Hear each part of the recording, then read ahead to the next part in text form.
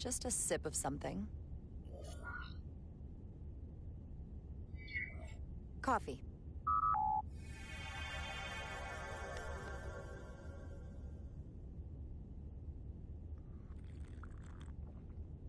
Perfect temperature. Don't know how they do it.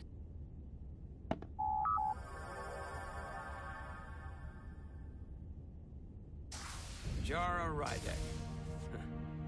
Last time I saw you, it was graduation from the academy. You'd already secured one of the most prestigious assignments possible. And you were burning with enough ambition to fuel 7 trips around the Necrid Expanse. It's good to see you again, Captain. I could not be happier to have you on the Resolute. My only regret is that we couldn't provide you with a warmer welcome. The arrival of a first officer to her new ship deserves a bit of fanfare. Had our hands full with the refit. I have to admit, I was expecting something bigger. At least a marching band, or a parade. We'll see if we can't make up for it somehow. As I'm sure you've heard, we've had a rough go of it these last 6 months. The ship suffered some damage, but not nearly as much as the crew.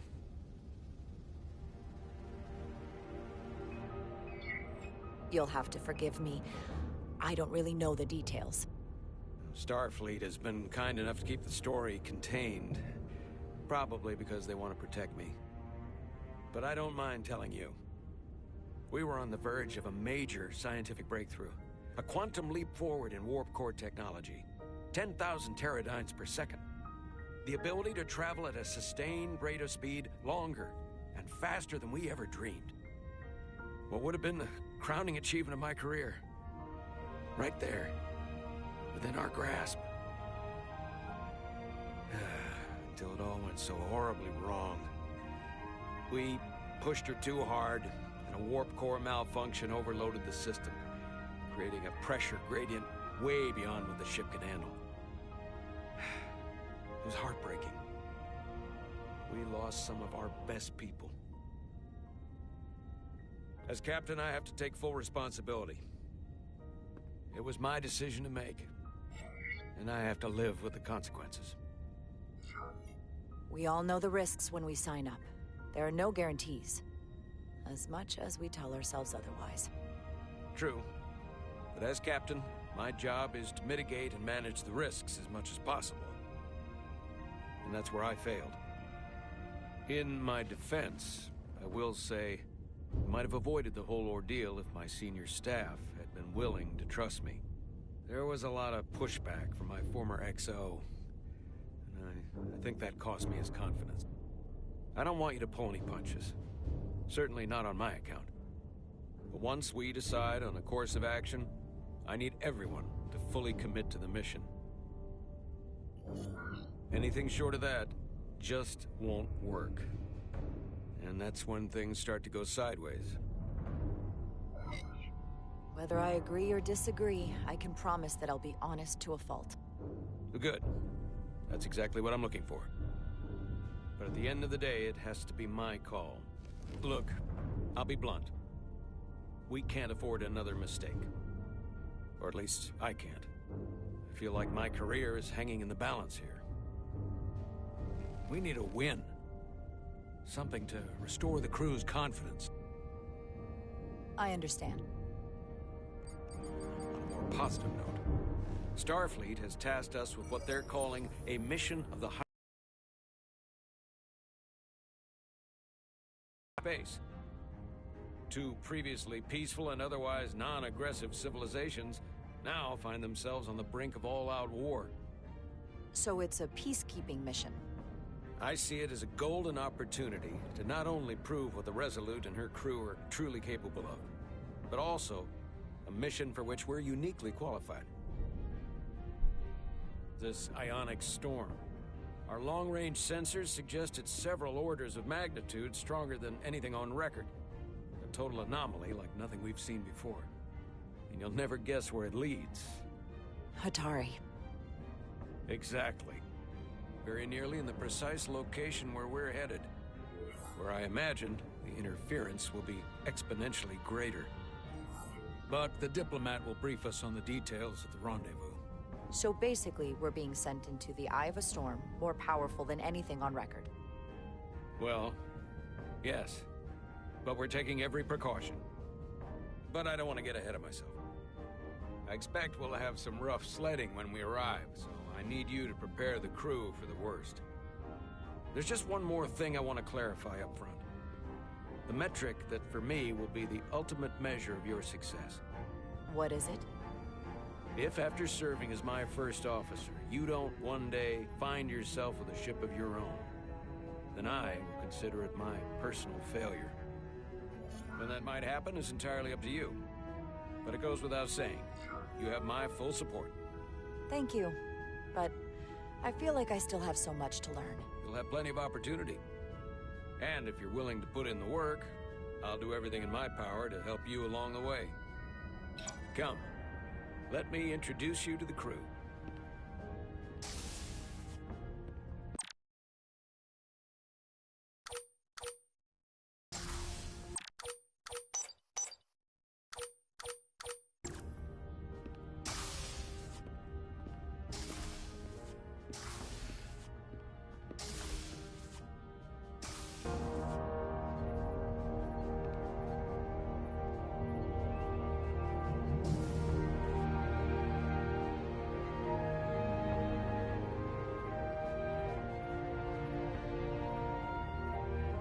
Everyone, if I could have your attention for a moment. I'd like to introduce Commander Jara Rydek, our new first officer. Some quick introductions. This is Lieutenant Handar, our helmsman, one of the best in the business. One of? Well, what he lacks in humility, he more than makes up for in ability. A pleasure to meet you, Commander. Likewise. Next, we have Commander Westbrook, our Chief Science Officer. I've come to rely on his expert counsel on a regular basis. Pleasure. Commander Rydek, it is such an honor to meet you. This is our Tactical Officer, Lieutenant Bedrosian, who's been looking forward to meeting you for about as long as I can remember. I've been following your career for quite some time. And I look forward to learning as much as I can from you. If anything, the honor is mine. Well, I have to admit, one of the reasons I've followed your career is because you're part Kobliad, because of what you've overcome. Starfleet stands up for people who can't defend themselves, and you were one of those people once. But since then, you've done so much to protect others who need it. I really admire that. So, you've been something of an inspiration to me. Not that I've done anything close to what you've done, but you definitely set a standard to strive for. You really do know a thing or two about me. I'm glad I could inspire you, but it's important to chart your own path. Thanks. You can count on it. And then, of course, you've already met Commander Ermont. Please, do everything you can to make Commander Rydek feel at home here. I'll be on the starbase. I have an urgent meeting with the starbase commander to get our authorization to get underway. If they drag their feet any longer, the bridge is yours.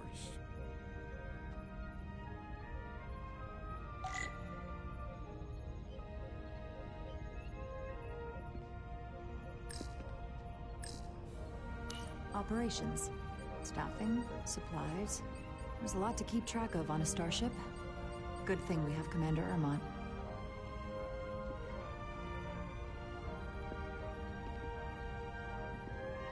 Science station. The Resolute is a science vessel, primarily. Might explain Commander Westbrook's attitude. I'll have to speak with him later.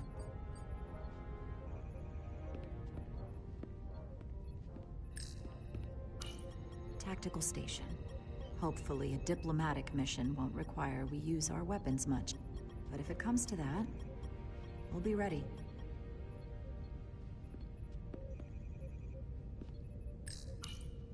Communications. Keeps us in contact internally and with other vessels.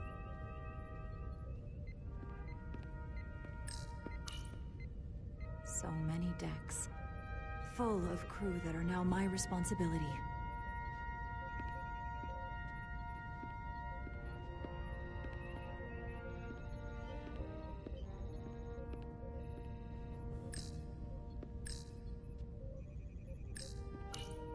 The first officer seat. My seat. Right now, though, I need to fill in for Captain Solano.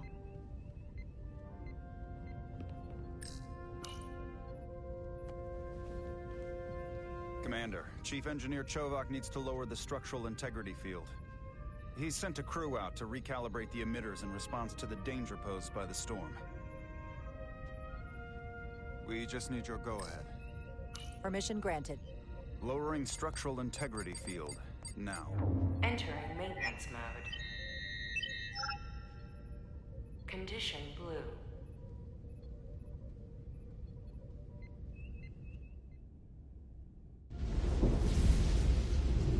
The storm is getting worse. Looks like they turned off the SIF. Great. Let's get to that emitter.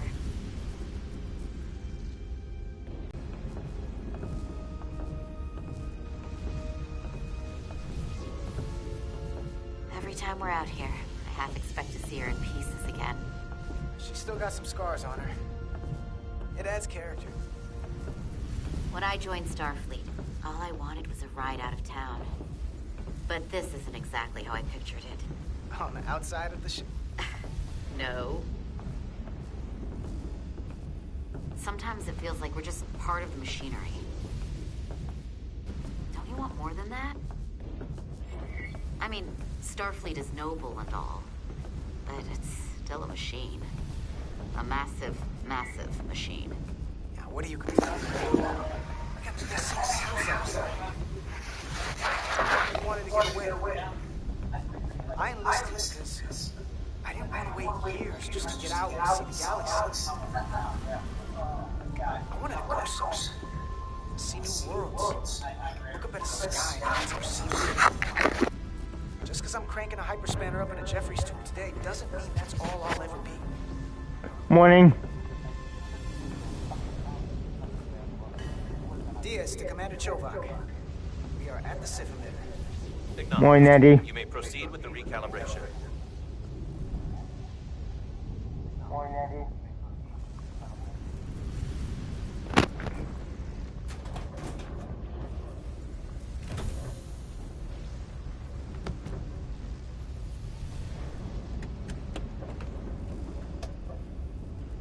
Never really. I'm playing a new Star Trek game.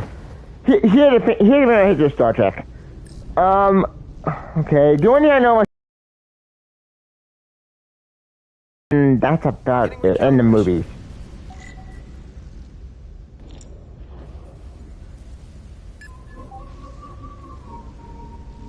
Wait. Crap.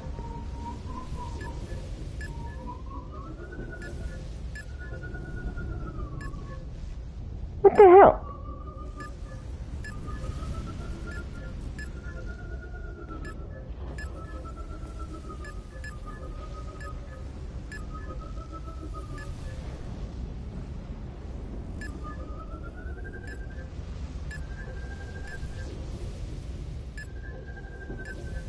Oh, no.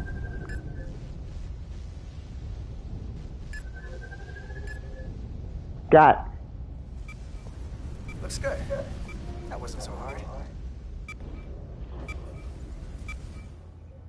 Wait, it's running away. Isn't that bad? Commander Westbrook, right? Chief Science Officer. You remembered my name and my rank. Impressive.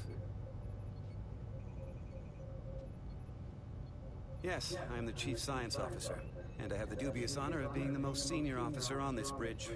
I know this ship inside and out. Better than just about anyone. What a very impressive list of credentials. This is a research and discovery ship, first and foremost. Now with a former tactical officer as its new first officer. I'm curious, though. A Kobliad, or half in your case, is an odd choice for first officer, given your vulnerability and all. But if, as an example, we found ourselves in a hostile situation, and you were suddenly incapacitated because you needed an infusion, what would happen then? Asshole. What was that? You'd leave Captain Solano without an XO.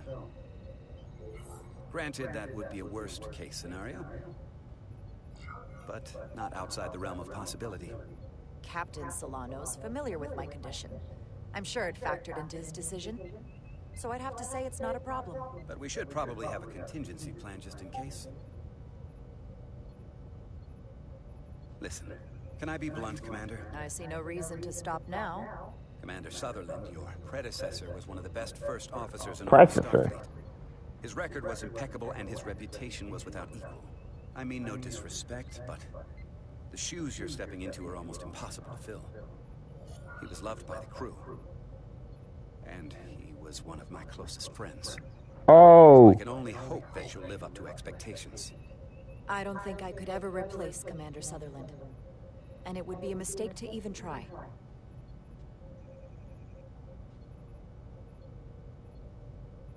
Seeing as Captain Solano is on the starbase, let me give you an update on this ion storm we're flying into. It's unusual, unlike anything I've ever seen. At the moment, I can't tell you if the Resolute will shrug it off or if we're putting ourselves at risk. However, if we learn more about its patterns, nature, we can come up with a Hello, Red. measure. Just a moment. Oh, great. Didn't go wrong.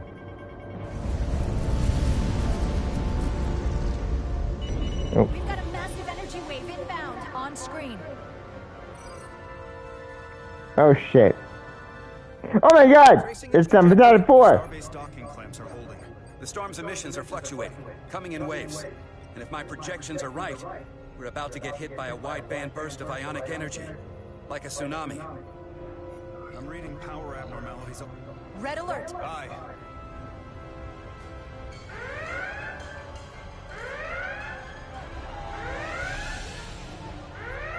Yep. Evacuating main gangway and retracting. It's on PS5, Xbox Series X, S, well, Xbox One and PS4. With the structural integrity field shut down, we can't take a direct hit. Time to impact. 1 minute. Shield systems are severely impacted. We have limited protection. I need every available solution. I'm probably using PS4 and no PS5 right now, Chef. With a deflector pulse. Wait, there's a... Sending all auxiliary power to the deflector dish. Send the aux power to the shields. We can't reactivate the entire shield bubble, but it's a directional threat. So we can orient all we have towards the wave. You have to believe me. We only get one shot at this. We can't afford Shut to up. get it wrong. That's right, which is why we need to send power to our shields. Petrosian, get those shields up. Rerouting power to shields. Stand by. I need a heading. We've only got one shot. Understood. On my command.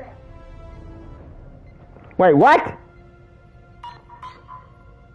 Heading locked. Raise shields. Oh, this ain't gonna work. Does it blow up in my face? This is it! All hands, brace for impact.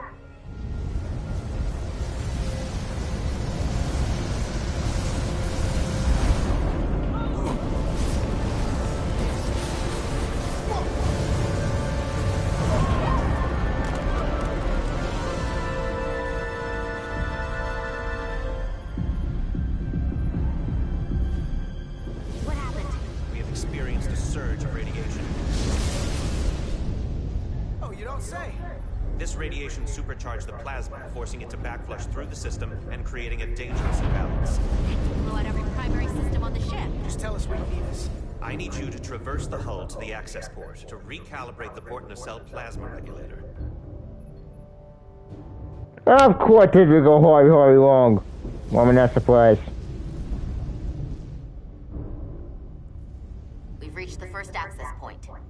Understood. Do you see the override for the level 1 failsafe circuits? No! I don't know what that is. Oh, that thing. Affirmative. Engage the override. It should allow us to stop the EPS flow to the warp engine without triggering an automatic core shutdown. What? Fine.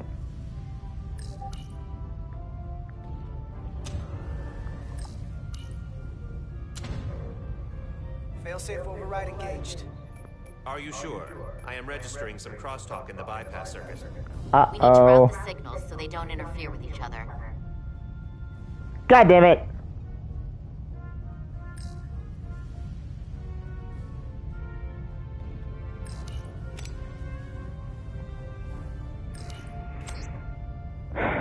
Here's $40.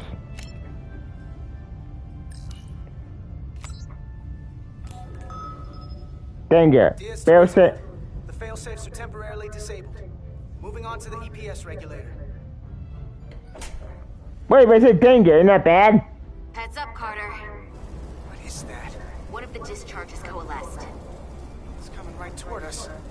I'm gonna try to disrupt it with my phaser.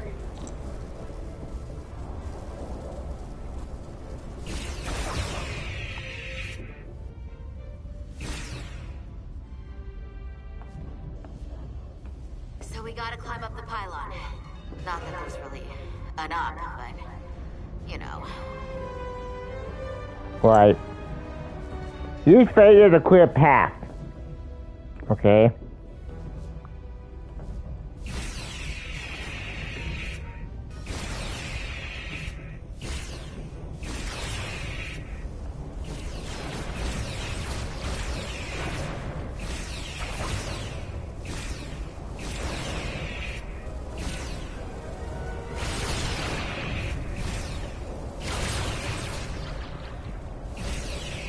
Oh shit.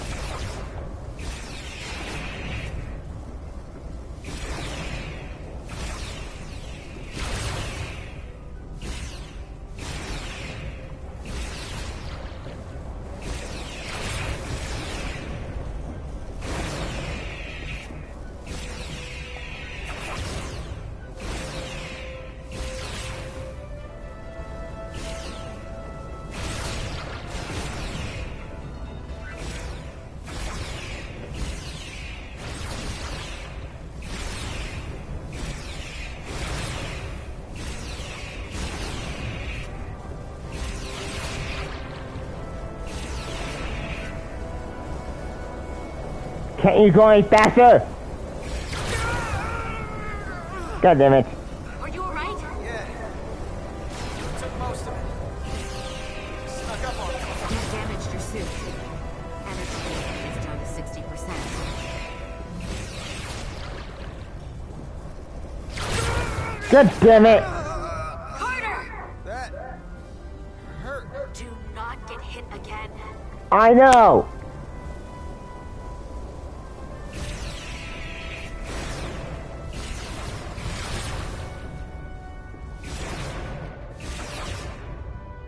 We're at the regulator.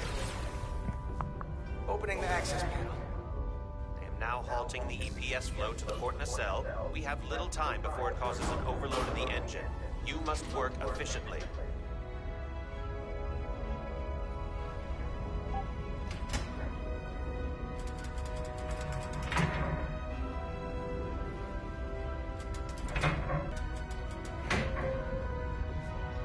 EPS manifold.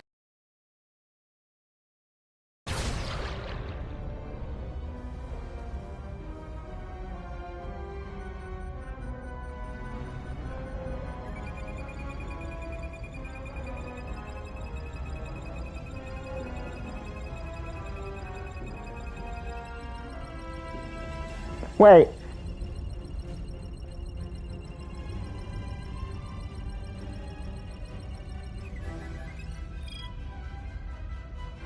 The EPS lines to the port warp engine are back in balance. Almost done. Once I cycle the manifold nozzles, choke on Now what?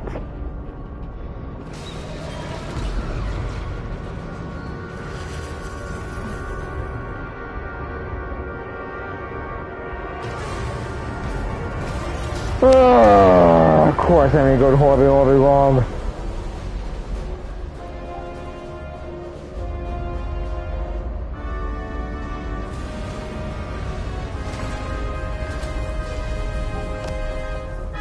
Get down!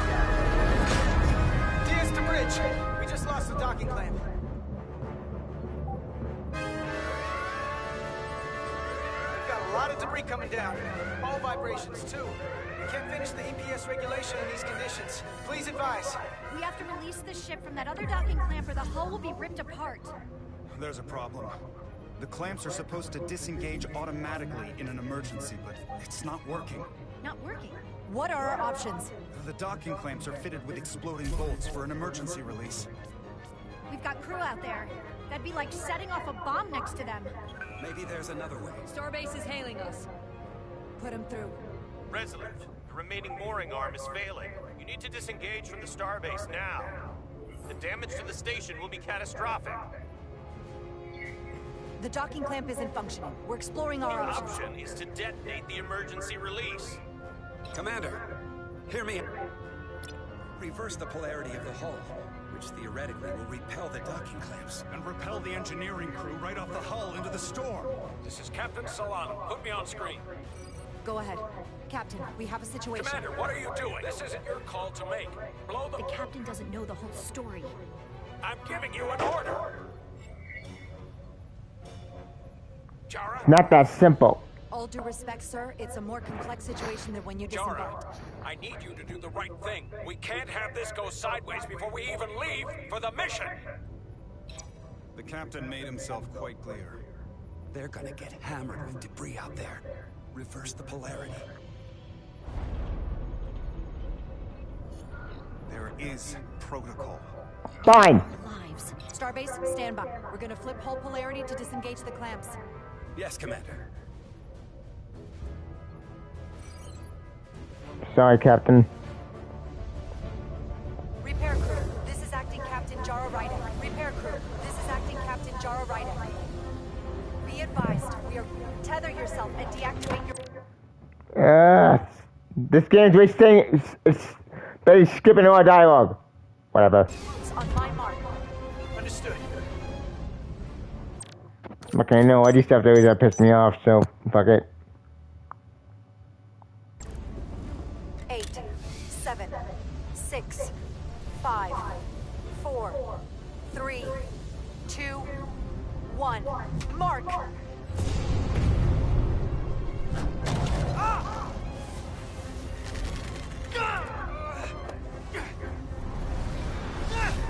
Grab my hand! Hey, Natty. I got you. Thank you. God damn it. Balance is reaching critical condition. We are moments from primary system failure. I got it.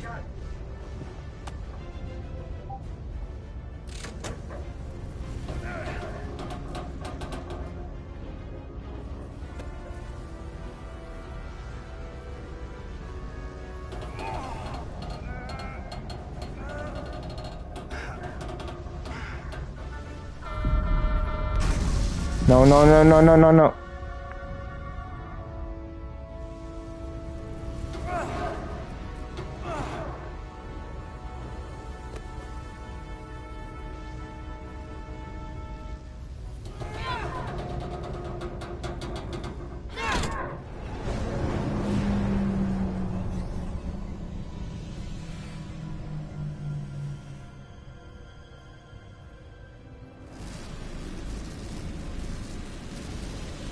Did it work?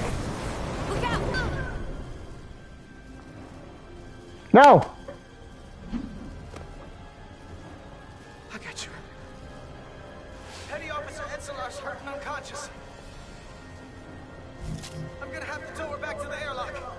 Mr. Diaz, the situation has changed. Mr. Diaz, the situation has changed. It has come to my attention that you are at risk of triggering a substance.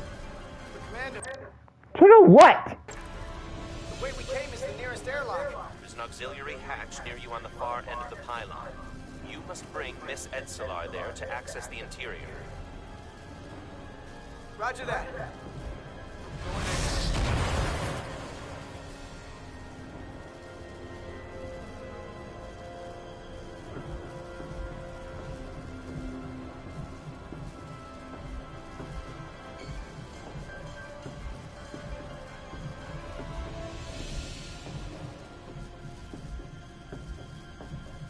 Oh, this game has so many bugs, it's gonna piss me off.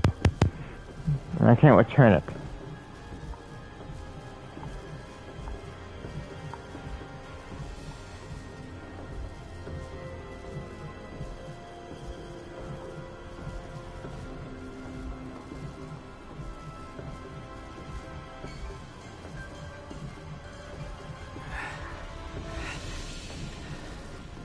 I'm at the auxiliary hatch.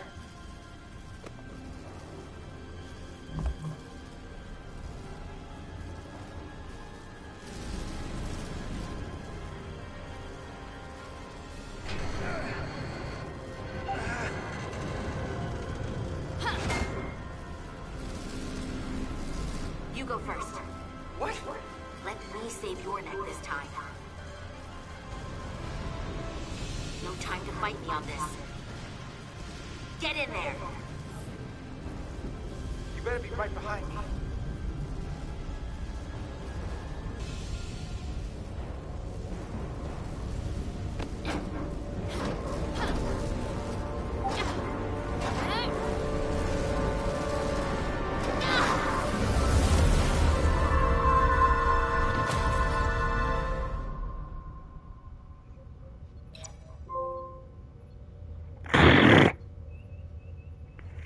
Fuck.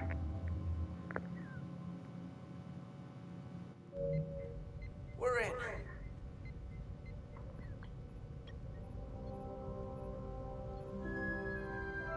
They're safe. Bringing the Sif fully online. Do it.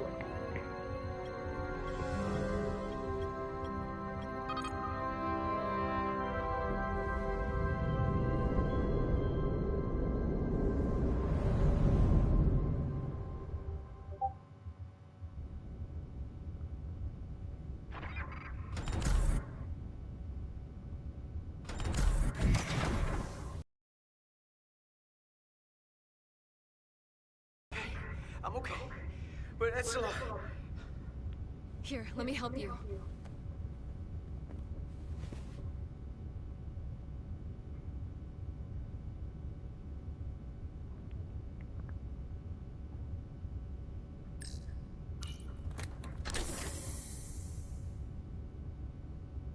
Medical. We've got one wounded at my location. Millie. Oh, man.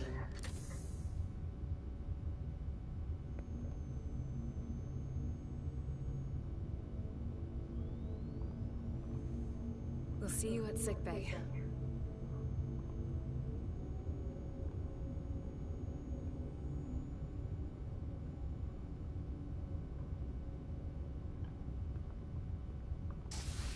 Status report. The repair crew made it inside. EPS flow is back to nominal levels. The SIF is back up. How does this affect mission readiness, Mr. Amat? Releasing the docking clamps using hull polarity minimized damage to the Resolute. We'll have some last-minute repairs to make, but if we reapportion some of the staff, we can make our departure on time. As of now, however, we are successfully moored to the station. Good to hear. Send updates to my ready room. Commander Rydek, with me.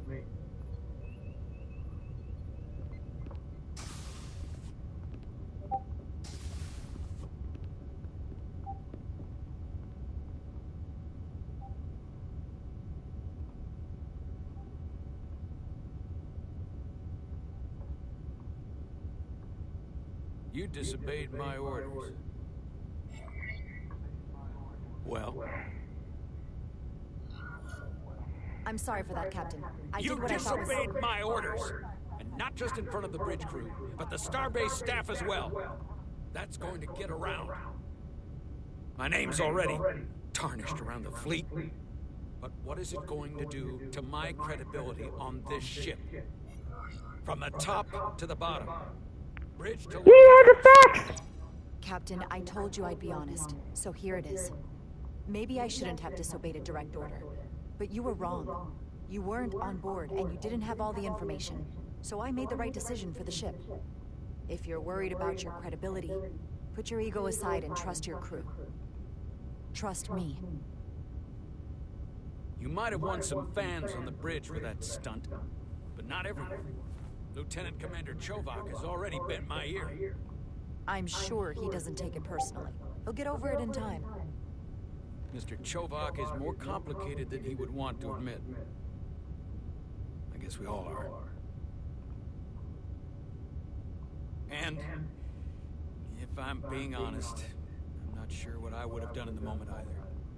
You never really know if you weren't in those shoes. So, let's just boil it down to, you did what you had to. That'll have to be good enough for me. You placed a lot of trust in me, bringing me here. I feel like I've let you down. I brought you here for a reason. I'm still sure it was the right one. Aw. Despite it all, we got our final Starfleet clearance to depart. So if you'll fetch Mr. Ermont, we'll knock out the final details of any outstanding repairs, and we'll set out for Hotar. Yes, sir.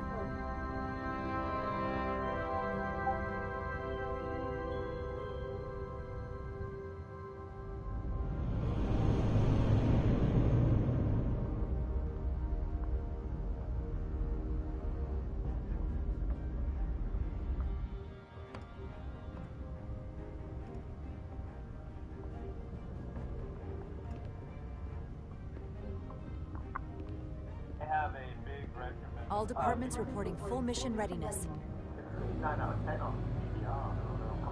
All departments reporting full mission readiness. This is my favorite moment, right now. The start of a new mission is always full of possibility. The Orion Syndicate could sell it as a drug. Don't let the Admiralty hear you say that.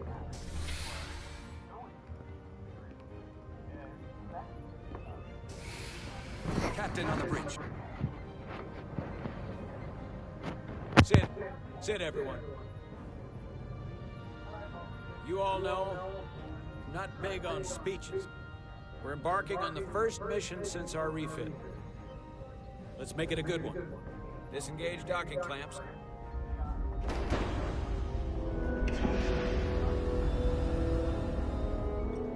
Docking clamps released. Thrusters ahead, Mr. Handar.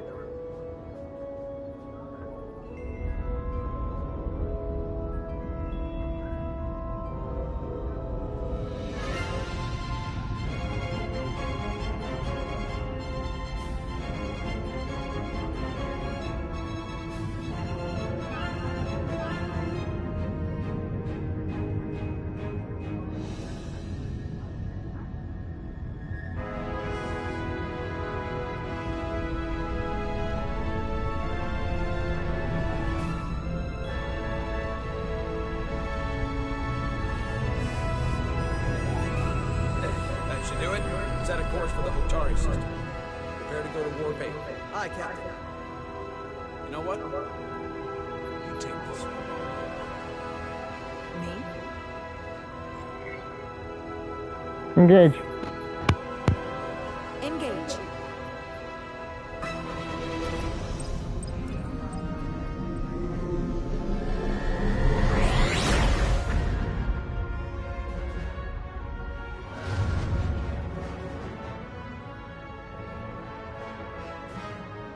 Simple, but effective.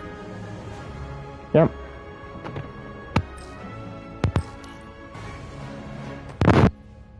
Easy. Thank you. I'm fine. Really, You don't look so good.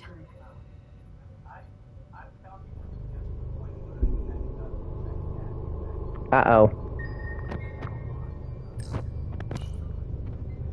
Oh, that's not good. I have to get to sickbay. Go.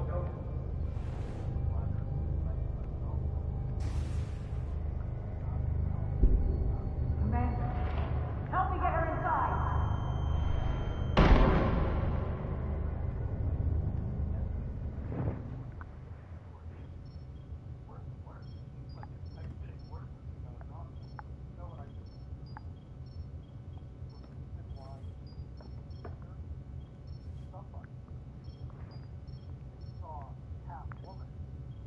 Well, Yes, indeed. that was Oh, quite there you go. scare. A few minutes more, and it would have been one of the shortest tenures on record for a first officer. Is that the engineer that was out on the hull? That storm did a real number on her, but she'll live. Just needs rest. You should worry about yourself. Your deridium levels got dangerously low and destabilized your cell structure. This is definitely one of the more memorable first days I can think of. My name is Dr. Aram Duval, Chief Medical Officer. To be honest, I've never met a Cobliad before. You're... Rare. I know. I was going to say special.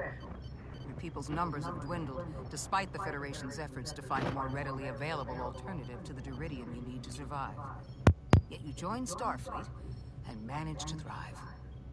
I imagine the responsibility must be overwhelming. Maybe even a burden at times. It can be difficult.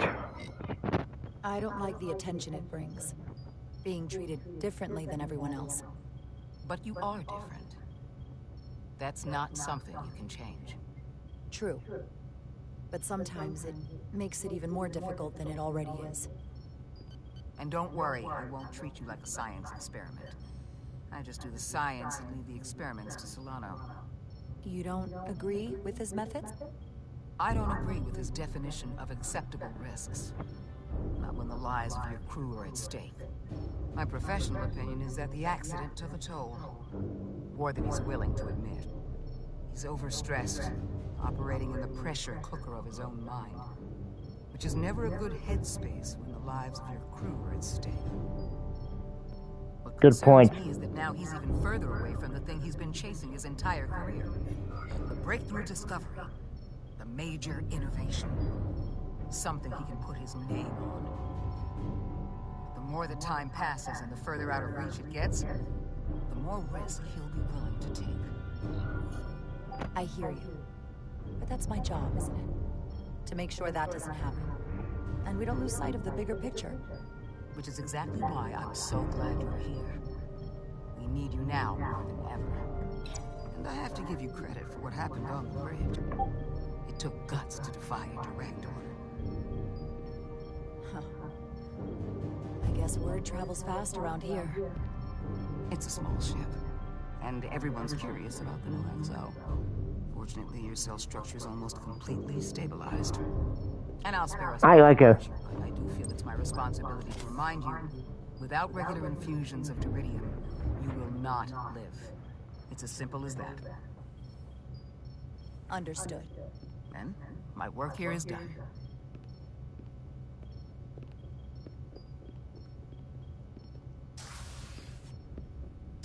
Lieutenant Bedrosian. I came to see if you were okay. We were all pretty worried on the bridge. No one knew what was happening. I'm feeling much better. Thank you. It's just part of who I am. You don't have to explain to me. I understand. You trusted me earlier with the shields, and I appreciated that. I want you to know that I have your back. Thank you.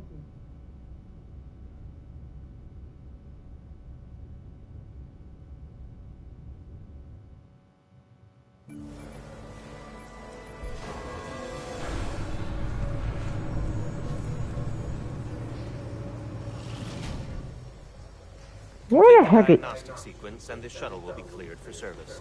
Yes, sir. Storm in the Hotari region will interfere with our transporters. So we need all available shuttlecraft in working order. Excuse me, Commander Turlock. Petty Officer Maris, I will leave you to your work. Thanks. I stopped by sick bay and saw Millie. I figured you'd How is she? Did the doc get her fixed up? She's stable. There's something about the storm's radiation that's making it hard to heal the energy burns. That doesn't sound good. She's toughing it out. Dr. Duval said she'll be back on duty soon, though. Come on. I have to run the final diagnostic. I swear, this thing is copyrighted and I'll just, like, report a plug. I've got a long to-do list before we get to Hotari, and things are piling on faster than I can check them off. We're making all our last-minute checks in security, too. Tactical and security are short-staffed. We'll just have to take things as they come. Control what we can, and roll with the punches. Next thing you're gonna tell me you're listening to Andorian jazz. No. I don't know what that is. The right time might never come. So, I'm just gonna roll with it. I had a chance to think about this while I was away. Then you and Lily almost got killed out on the hall. And I thought it was important that I just come out and tell you. Instead of tiptoeing around it. Or worse. Now, this is just a guess, but you like me. Is that what this is? How'd you know? Must have been pretty obvious. Which is funny because I'm a very good guesser. it kind of came out of nowhere for me at first. I'm just a really good guesser. Any of my teachers growing up would have told you that. So, you figured it out. And I'll just cut to the chase. We've been really good friends for a long time. I want to see if there's more between us than just being friends.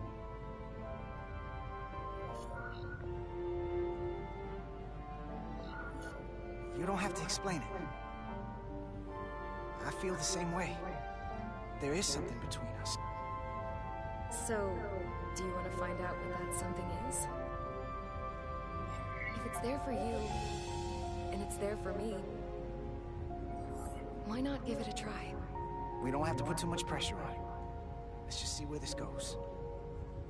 I like that. Definitely felt some pressure coming down to see you. These are uncharted territories. I'd call it a chemistry experiment. You know, with us. I'm just really glad that you said something. I've seen how you operate. I couldn't wait for you to make the first move. I'm glad too. So whatever happens next is great with me. Level 1 diagnostic complete. I have to get back to that to-do list. They're probably looking for me. Can't blame them.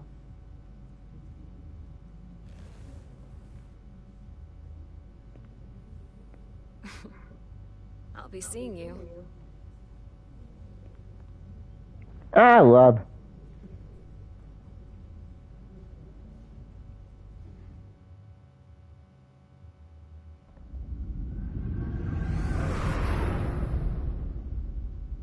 Approaching the rendezvous point outside Atari space. Helm, bring us out of warp. Dropping to impulse.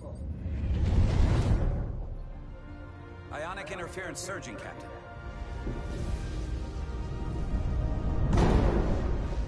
Shield integrity holding. We can take it. We are at the correct coordinates to meet the shuttle. Commander Rydek, find us our diplomat, if you will. Aye, Captain. Let's reduce the noise. Filter out environmental signals. Okay, shuttlecraft. Federation signal types.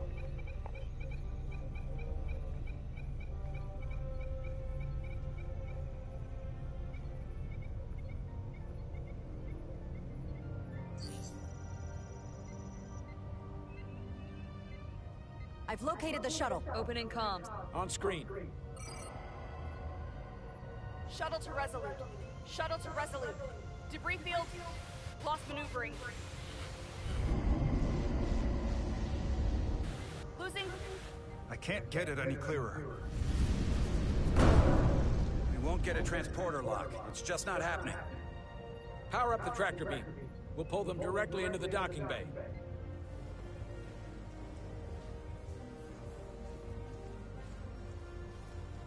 Diaz, you good to run the tractor emitter? Yes, sir.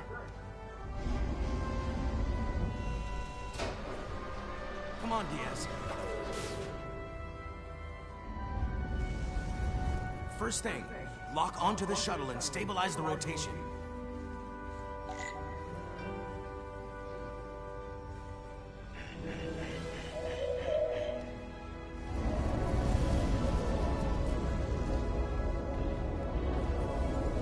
Wait. Isn't it gonna hit one of the asteroids?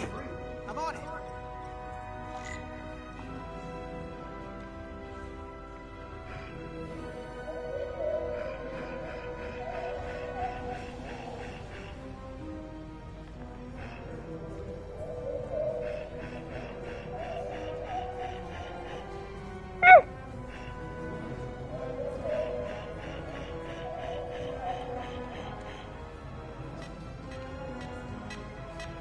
Oh no.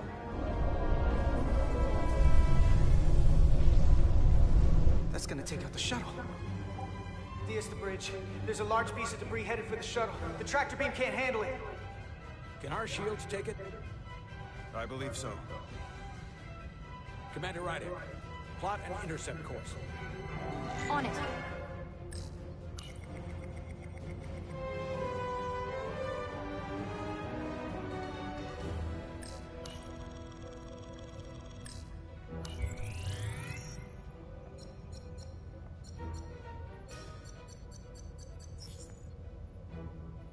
Here we go. Maneuvering thrusters bearing 53 Mark 17. 200 meters on an intercept course. Maneuvering.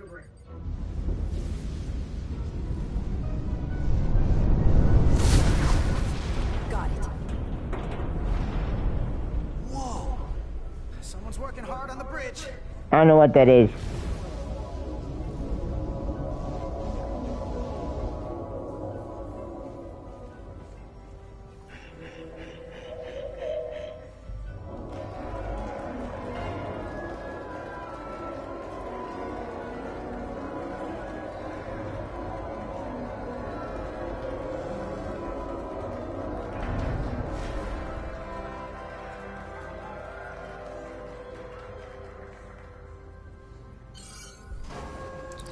The shuttlecraft on board. Good job. We're on our way down to meet them. Got it.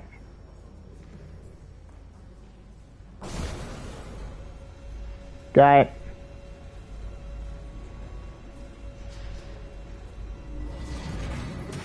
Terra firma, so to speak. Spock? Ambassador Spock.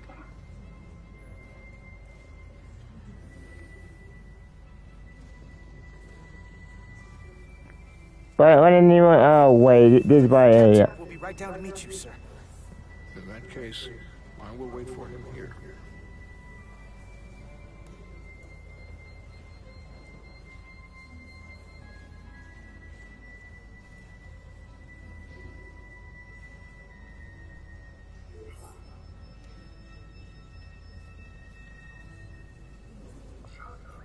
Well, let me be the first to say, welcome to the Resolute, Ambassador. Thank you, Petty Officer... Carter? Carter Diaz. Sir. I am pleased to meet you, Petty Officer... I should too. Diaz. It appears I have you to thank for my safe arrival. Your assistance arrived not a moment too soon, if I may say so. Well, it wasn't all me. I got some help from upstairs. A bombastic approach to clearing debris. We thought we were prepared for our arrival in Utari space, but it is evident my craft was not sufficiently robust for such intense ionic activity. It sounded like it anymore, but he's gone. That was most unusual. This could be a look up. Oh, right. Our maneuvering thrusters and impulse engines were rendered inoperable. So we attempted a short traversal at warp speed, only to find that we could not achieve warp at all, even though our diagnostics computer showed no faults or anomalies. What do you make of that? When all indications say that warp's This phenomenon we've ever encountered. It's disrupted other systems. Who knows what it might do to a warp drive? Yes, it would seem further investigation is called for. Take readings, run some additional diagnostic checks, and we'll get to the bottom of this. Quite logical, Petty Officer Diaz. Thank you. Ambassador Spock. Excuse me. I'm honored to have you aboard. I'd like to get right to it. We're already behind.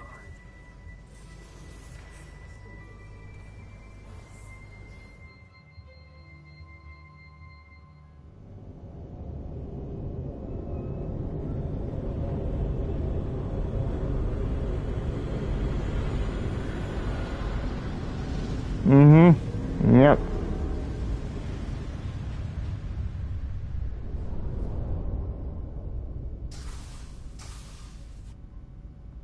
Ambassador Spock, my senior staff.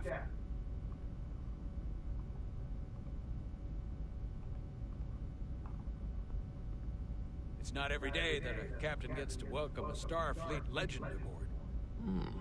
You flatter me, Captain Solano. But legend implies the past tense, whereas I am very much focused on our present circumstances. I didn't mean to suggest you were stuck in the past. You're right, Ambassador.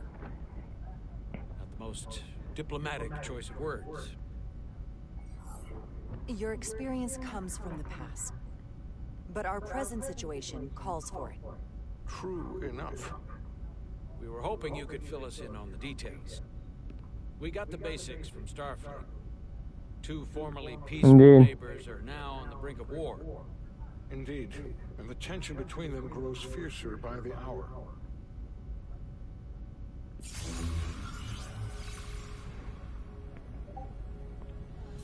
Lydia and Hotari. The Lydians are the more advanced species. They made first contact with the Hotari over a century ago. This is Tau, the Hotari Nice. moon. It is rich in dilithium, and for decades, the Hotari and the Illydians have shared a mining operation there. The Illydians provide the technological resources, while the Hotari have served as the labor force. Nice. The stability of that arrangement was the source of their peace, until recently. The Hotari have suddenly and forcefully seized control of the mining Hang on. operations and expelled the Illydians from their system. That is the official story, as told by the Hotari when they requested Federation mediation. But the details remain scant. Communications between all parties have been limited by the ionic interference. Wait. How is it the Hotari were able to turn the tables and take the mines against superior forces, especially after decades in this arrangement? Unclear. The answer to that question may be the key to a new, lasting peace, and one that I hope we can uncover during these negotiations.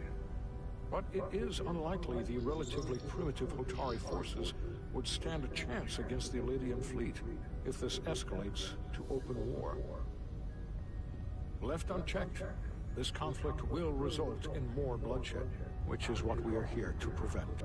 And the dilithium trade hangs in the balance. Clearly, the Hotari have been exploited in this relationship. Maybe we can persuade them peace is the more profitable alternative for everyone. They both profited from the mines. And for the Hotari, Wait. They still be exploited. Peace is our objective after all. We can call it profitable or mutually beneficial, but at the end of the day, the Hotari are still being exploited for their own resources. True peace is not merely the absence of war. And as such, this conflict will surely come again. Neither the Illydians or the Hotari are members of the Federation, so we can't make them do anything. There is an additional complicating factor I should mention. In the past, the Federation has relied on the Illydians as a source of dilithium. Uh-oh. That certainly changes things. Federation sources its dilithium from a lot of places. Yeah. Fuck. So we've already played a part in this. Unfortunately, that is indeed the case, Commander Rydick. We're morally obligated to make this right. Hold on. Our only obligation is to negotiate the peaceful resolution of this conflict. Given the Federation's involvement in the Illydium dilithium trade, Captain Solano and I must make every effort to appear neutral in these negotiations. What worries me is if this whole thing unravels and we're at the mercy of the storm at less than full strength. We can't let it come to that. Considering what the Ion Storm has done to our ship and the Ambassador's shuttle, we have to assume the Illydian fleet has had problems with it as well. This recent surge in the energy disturbance temporarily levels the playing field. Commander Westbrook is correct. The energy anomalies around the Hotari systems have been noted in the past. But they have never been observed on the orders of magnitude we have seen in recent weeks. That may answer why the Hotari were able to strike back after so long. They finally had an opportunity, and they took it. That would also explain the Illydians' restraint. And reason to learn as much about the energy anomaly as we can while we are here. We do not want to be caught at a disadvantage of our own. So I trust we understand our circumstances. We're operating on a strict timetable here, and we're going to be leaving for the negotiations shortly. Commander Westbrook, I want you to leverage our systems to investigate the anomaly from here while we're gone. Aye, Captain. Thank you all. Dismissed. I want to speak to both of you privately.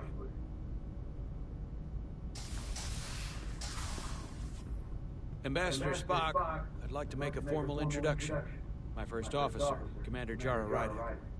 Commander, as you are aware, there are limits to what Captain Solano and I can do in our official capacity as representatives of the Federation. But someone in an unofficial capacity, your first officer, Commander Ryder could... Oh, these kids are gonna piss me off! ...ingratiate herself to certain parties behind the scenes, where they may be more candid in revealing information that could lead to a resolution. She certainly goes her own way. Maybe that helps in this case. It would be unconventional, but I'm not opposed to it. With all due respect, Ambassador, I'm not a trained diplomat. That's exactly what we're going to leverage. I began my time in Starfleet as a science officer, not as an ambassador. We must be adaptable in the line of duty. Well, I hope Commander Rydek will have more luck finding out what really happened than we will through official diplomatic channels.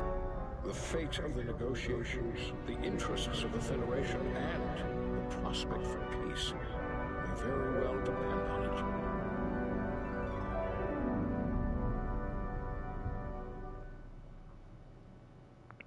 Oh, sure. No pressure.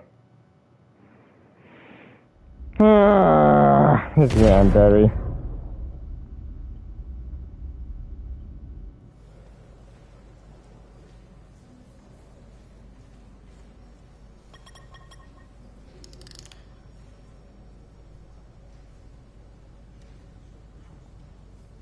Mr. Diaz, I understand you have already discussed the warp drive failure with Ambassador Spock? I have. It is imperative that the Ambassador's shuttle be flight ready. I need you both to ascertain the root cause of the system failures he encountered. I'm surprised, Commander. I thought you would have wanted to work on Ambassador Spock's shuttle yourself. I respect the Ambassador and his many accomplishments, but I do not derive any satisfaction from interacting with his shuttle as if it were somehow transubstantiated through its association with him. Especially when I have the entirety of this starship to concern myself with. I am not the chief engineer of this shuttle. The Ambassador asked me to take a look, and I'm ready to crack this thing open. Good. You could learn from Mr. Diaz's focus. I'll take notes. Then I will leave you to it. Make note of any abnormalities in your report. Carry on. Check. One nice thing about Vulcans. Chovak is the only person who didn't look at this and treat me like I was something to pity. Doc says I should get used to it. Doesn't mean I want to be reminded of it every minute of the day. I'm sorry I went first. Now that sounds like self-pity, and I'm even less interested in that. Nilly. Okay. Let's just crack the shuttle open and see what we're dealing with. Now, I'm sure that make you tough. Ready to go? All set. Let's run the diagnostic.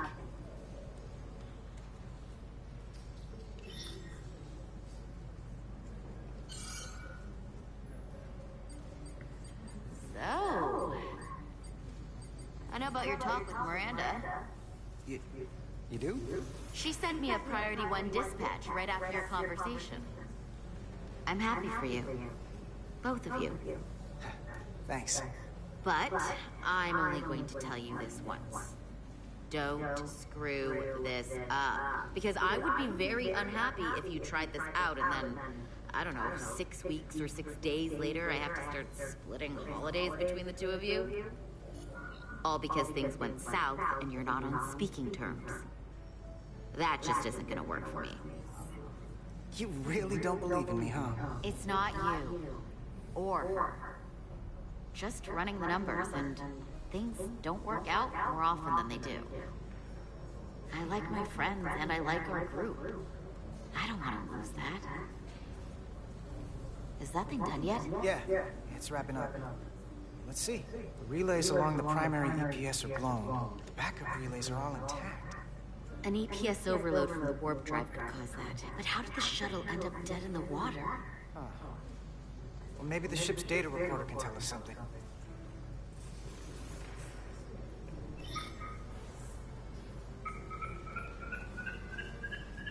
Here.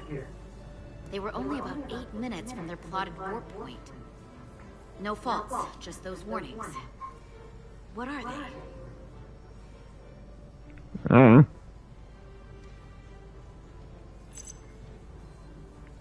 There was a complete warp cascade failure. Wow. They're lucky the shuttle didn't turn inside out. Makes me think the computer panicked on the warp field equation. Why? The warp field became inverted suddenly. I've seen this happen when the center warp coil cracks. A cracked warp coil throws a fault code. Still, we should take a look. Subspace variance out of tolerance. What does that mean? It means the main navigation array lost sight of space somehow. Would the array going offline cause that? Yes, but it should have also thrown a fault code. Any one of these failures should have thrown a fault. If it was caused by a system failure. None of this caused the relays to blow. Roll forward to when that happened. Yes, ma'am.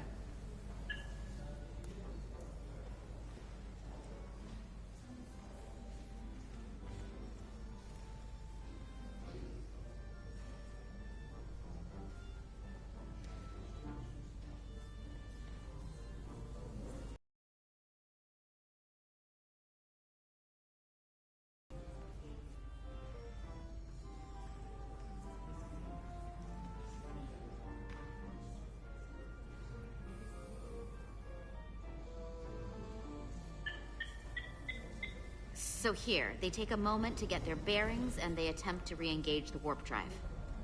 There. That's the relays blowing. And look, there's another warp system alert. They're all the same. Subspace variance out of tolerance, or warp inversions. Finally, there's a complete warp cascade failure. Then it's one of two things. Either a warp coil is cracked, or the navigation array is offline. That makes sense. Divide and conquer. You want to check the warp coils or the navigation array? I'll check the other. Let's not overcomplicate this. One of these systems is likely broken. I'll check the nacelles for a cracked coil.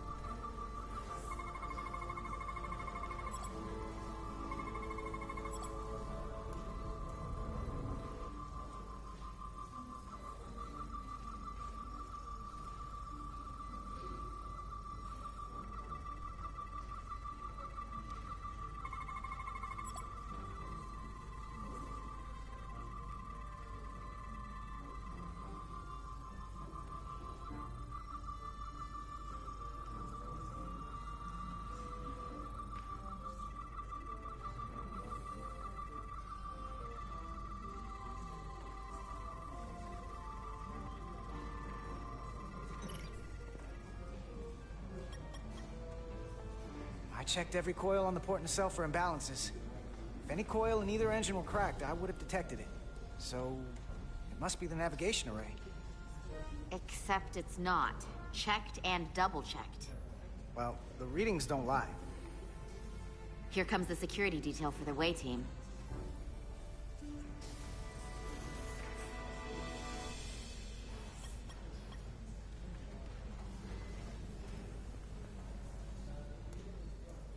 Hey. I'm not here. We're escorting the negotiating team to the surface as soon as they come down from the bridge. I don't want to interrupt some important work. I was just hoping to see you before I go. The captain and the others will be here any minute now. Should be an interesting ride down to the surface. Come on, I'm never too busy to make time for you. That's not true. No. But I am glad you came by. Now that's more accurate. I gotta be precise with you, huh? Hey, Maris. Aren't these those button pushers you're always hanging out with? And you're the phaser jockeys we always beat in Parisi squares, right? All aboard for Hotari. That another one of the captain's railroad things? Gotta be. I just usually zone out by the time he gets to the whole, steam engines were the warp drives of their day part. Catch y'all later. You don't want to miss your train. I do have to go.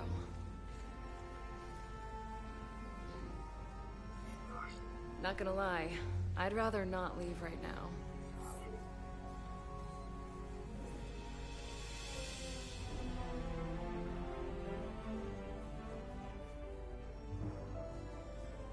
That was nice.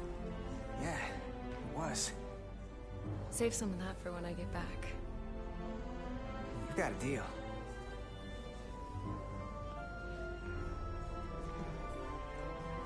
Be seeing you.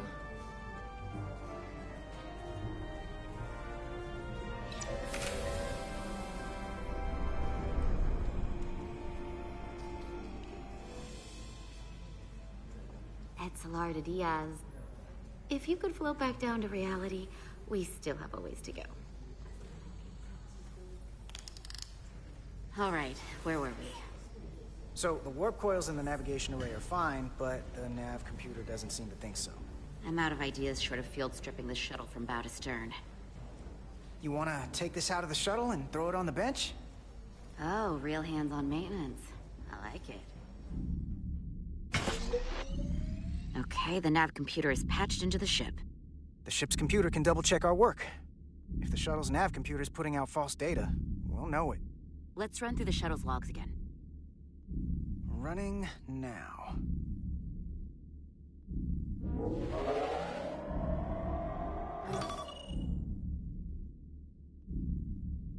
Same. Warp field inversion and a cascade failure. However, the Resolute computer doesn't show the same subspace variance. We're in the same conditions that the shuttle was in when it failed. Why wouldn't the ship's computer get a matching result? What if the subspace variance was a momentary occurrence? That's a possibility, and it would explain why the simulation under our current sensor readings failed to reproduce the issue. But a subspace anomaly strong enough to cause a warp field collapse would leave graviton ripples for days. Let's run with the momentary subspace variance theory for now. Roll forward to the shuttle's attempt to re-engage the warp drive. We need the conditions of space around the shuttle at the moment of warp failure. Resuming simulation.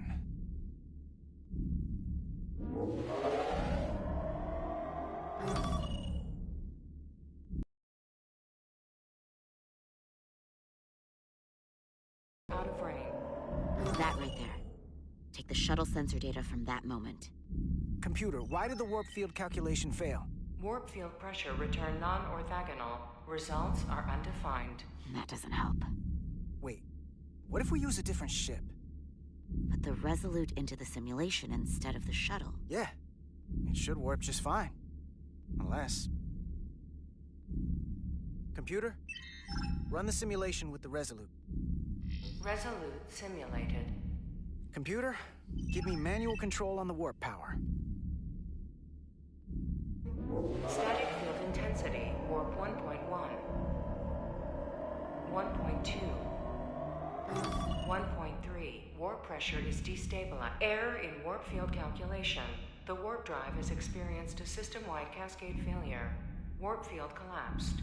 Subspace variance is out of tolerance. Cochrane formula results are undefined. Bingo. What-o? The same moment when the shuttle failed to warp, so did the ship. Whatever happened to the shuttle just happened to us. The Resolute will not sustain warp. We can't leave Hotari space.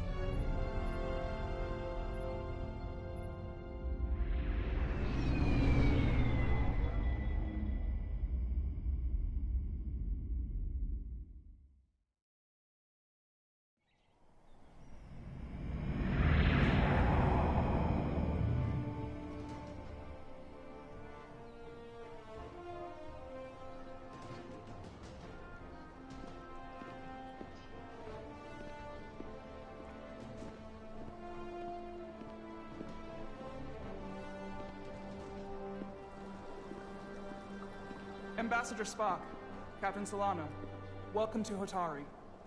We are honored you have come. My name is Tylos Altaris, Minister of Diplomatic Affairs. The honor is ours, and this is Commander Jara Rydick, first officer aboard the USS Resolute. You'll find she has a keen mind, and unique insight into the dynamics between the Hotari and the Lydians. We are honored to be here, as representatives of the Federation. I'm so glad. These must be the representatives of the mighty Federation. The reigning authority in the galaxy. Or so we've been led to believe. Whether that's true or not remains to be seen. But, either way, we're grateful you've made the time to come to our little corner of the universe. And you are? This is Galvin, and this is Citron, the heroes of the revolt in the mines.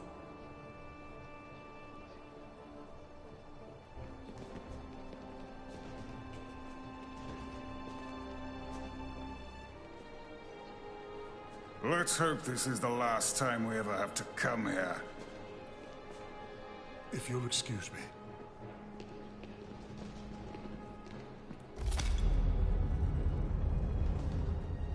I think we're about to begin.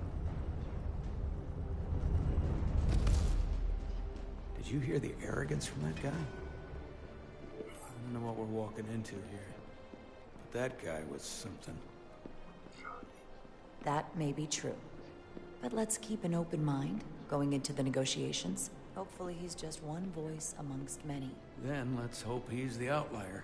The Hotari have invited us as their guests, so we must show them the proper respect.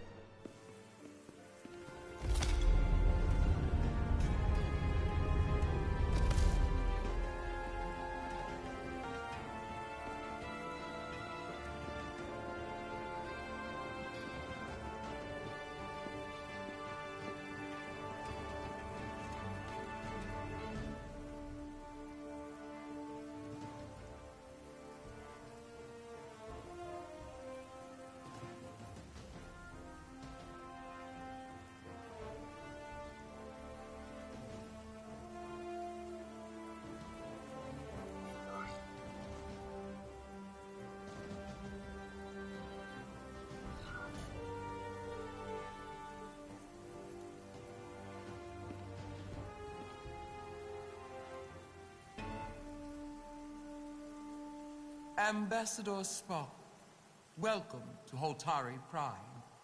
The honor is mine, Your Majesty.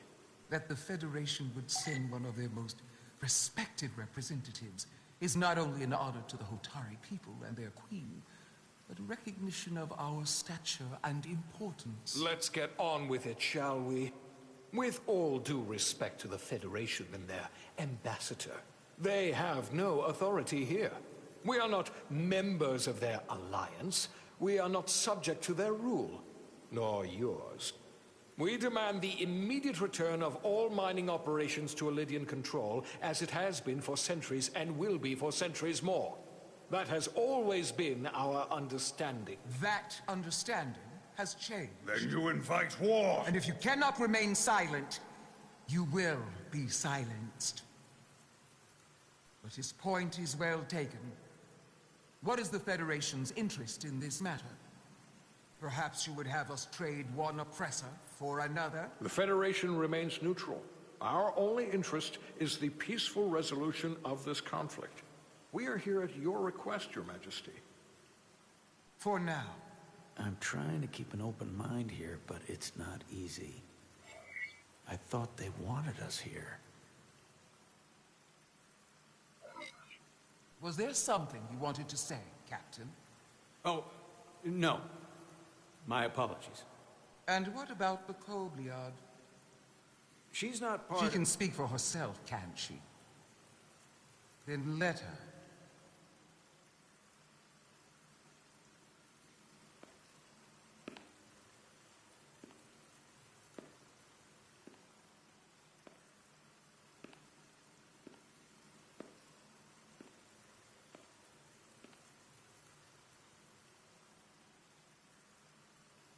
Now then, what is your name?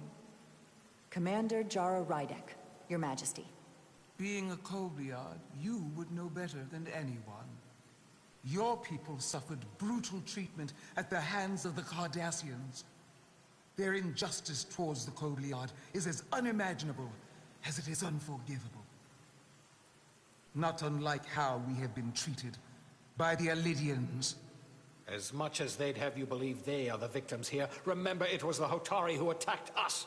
Hundreds of innocent Alidians were slaughtered without mercy in those mines. The blood is on their hands, not ours. Quiet! If after all the Kobliad suffered, you finally had the chance to right that wrong, to get out from under their control, would you take it? Or would you negotiate a peace?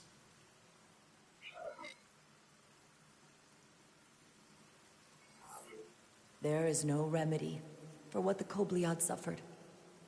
And I fear who we might have become in pursuit of it. There is no justice if the oppressed become the oppressor. So I would willingly accept a peaceful resolution if it were offered. That is the real opportunity. Perhaps, Commander Rydak. Perhaps. Unfortunately, that was not the case, was it? No, it was not. Peace is often elusive to those who need it most. The Federation is the most powerful, most advanced alliance in the galaxy. It's widely known we have an abundance of dilithium in our mines. And it's in your interest to secure a steady supply. Your Majesty, if I may. Ambassador Spock would have us believe you're here as a neutral party in the interest of peace. So why are you really here? I want the truth, not your Federation rhetoric. It's possible the Federation has an interest in both peace and securing a steady source of dilithium. One does not preclude or prevent the other. But that's just my personal opinion. Given the Federation has done business with the Alidians for decades, I would agree. It's entirely possible, if not highly likely. What they haven't said, but cannot deny, is a simple truth. The dilithium trade would not and will no longer exist without Alidian involvement. We created it for the benefit of everyone, especially the Hotari. We've given them warp technology. We've let them share in the profits. We've made their lives infinitely better than before dilithium was discovered. All of that goes away if the Federation turns a blind eye to their treachery. That is enough of your lies! The Hotari are quite capable of running the mines. We've done so for centuries. So tell me, who deserves control of the dilithium trade and the mines on Tau? Who should the Federation recognize? The Hotari or the Alidians? It can only be one or the other, not both. If there can only be one, then it would be in the best... And that is why we should not trust our fate to the Federation.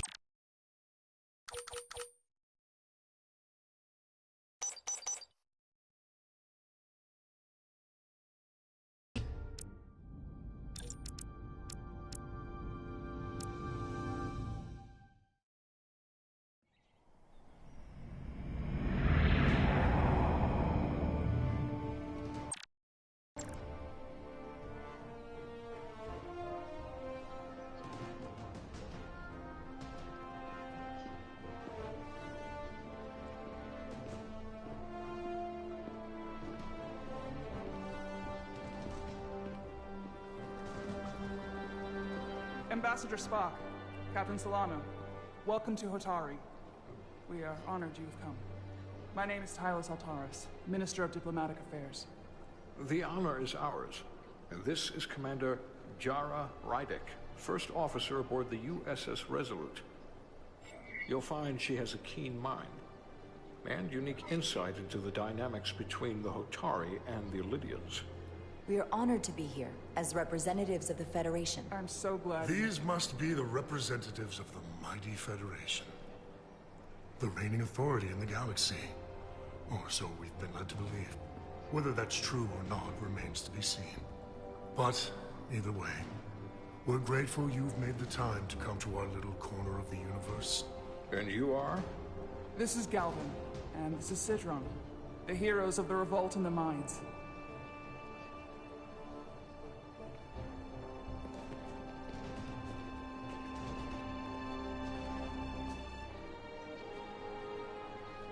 Let's hope this is the last time we ever have to come here.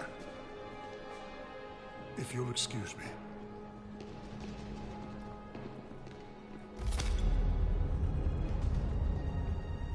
I think we're about to begin. Did you hear the arrogance from that guy? I don't know what we're walking into here. But that guy was something. Something about his tone tells me this won't be easy. That was my sense as well. I doubt he speaks for all of Hotari. So I would urge patience until we speak with their queen.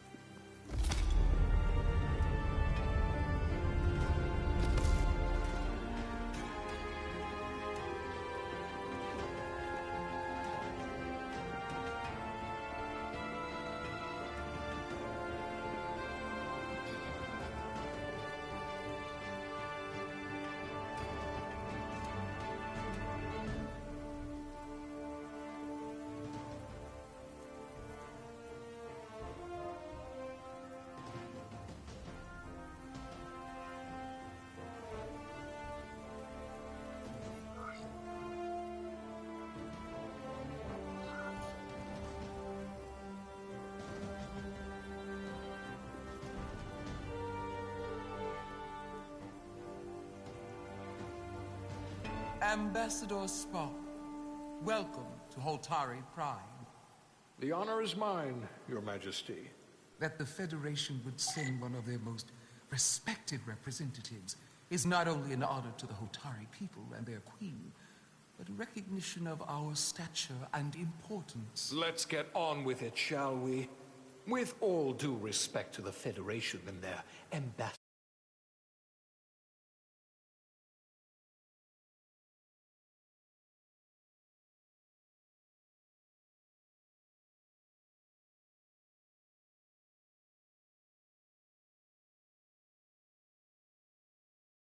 We demand the immediate return of all mining operations to Lydian. That understanding has changed. Then you invite war! And if you cannot remain silent, you will be silenced. But his point is well taken. What is the Federation's interest in this matter? Perhaps you would have us trade one oppressor for another? The Federation remains neutral. Our only interest is the peaceful resolution of this conflict. We are here at your request, Your Majesty. For now. Saying this wouldn't be easy was an understatement. I thought they wanted us here. Was there something you wanted to say, Captain? Oh, no. My apologies. And what about the Kobliad? She's not part She can speak for herself, can't she? Then let her.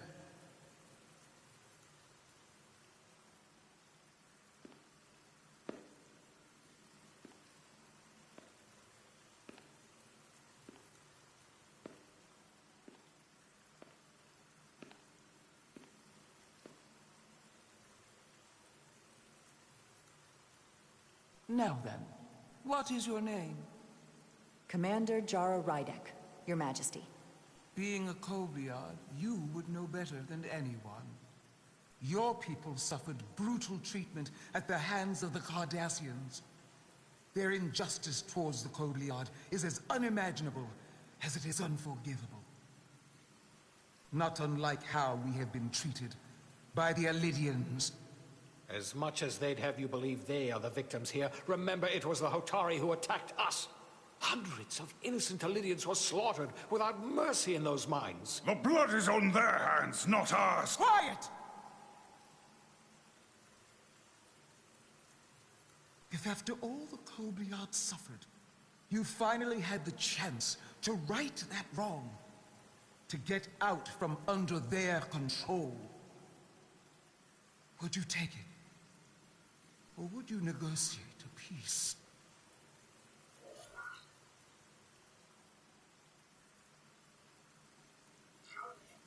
There is no remedy for what the Kobliad suffered, and I fear who we might have become in pursuit of it. There is no justice if the oppressed become the oppressor. So I would willingly accept a peaceful resolution if it were offered. That is the real opportunity. Perhaps, Commander Rydak. Perhaps. Unfortunately, that was not the case, was it? No, it was not. Peace is often elusive to those who need it most. The Federation is the most powerful, most advanced alliance in the galaxy. It's widely known we have an abundance of dilithium in our mines. And it's in your interest to secure a steady supply. Your Majesty, if I may. Ambassador Spock would have us believe you're here as a neutral party in the interest of peace. So why are you really here? I want the truth, not your Federation rhetoric. As Ambassador Spock has said, we've come seeking a peaceful resolution to this conflict, and have no interest in your dilithium. I'm not nearly as naive as you must think. The Federation has done business with the Illydians for decades, which makes me question your motives. What they haven't said, but cannot deny, is a simple truth. The dilithium trade would not and will no longer exist without Illydian involvement. We created it for the benefit of everyone, especially the Hotari. We've given them warp technology. We've let them share in the profits. We've made their lives infinitely better than before dilithium was discovered. All of that goes away if the Federation turns a blind eye to their treachery. That is enough of your lies! The Hotari are quite capable of running the mines. We've done so for centuries. So tell me, who deserves control of the dilithium trade and the mines on Tau? Who should the Federation recognize? The Hotari or the Illydians? It can only be one or the other, not both. If I have to choose only one, then it would have to be the Hotari. Well said. How could the just and wise Federation make any other choice? This is an outrage. The Federation has lost all credibility. The mines are ours. Illydia will not be deterred. We will take back our mines by any means necessary. Then you will see more blood spilled. I am more than willing to address your concerns, Your Majesty. Yours as well, Representative. But I suggest we could have a more productive conversation with a smaller group. Perhaps only the most essential representatives.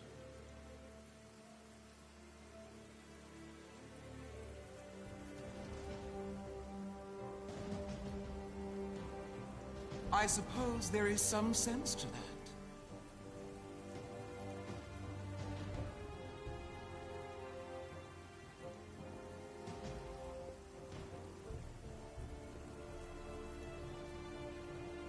I hope we meet again, Jara Ryder.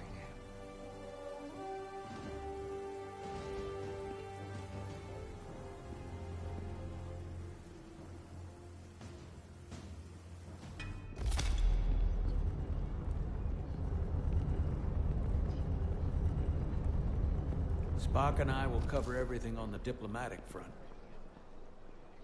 You make nice with the locals and see if you can get some answers. We need to find out why the Hotari are so willing to risk war. What happened in those mines?